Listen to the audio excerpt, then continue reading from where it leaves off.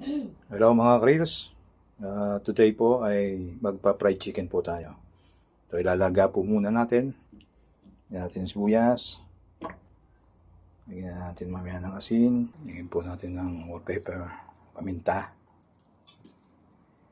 Lagyan po natin ng konting Ajinomoto. Ito po yung chicken at ibabaliktad po natin dahan-dahan para hindi masira yung balat niya. At yung apoy ay medium fire din po na dahan-dahan. Yan po, naka medium heat na yung kalan. At unti natin buhusan yung pinakasabaw niya para lumasang mabuti. Yung sabaw po, yung sabaw po kanina gawin natin gravy. So flour, butter, yan po.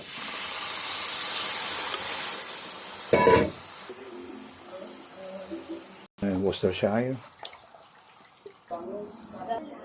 Tapos na po ang ating fried chicken. Yan po ang ating tanghalian. Yung gravy na ginawa natin. At yung noodles para may sabaw.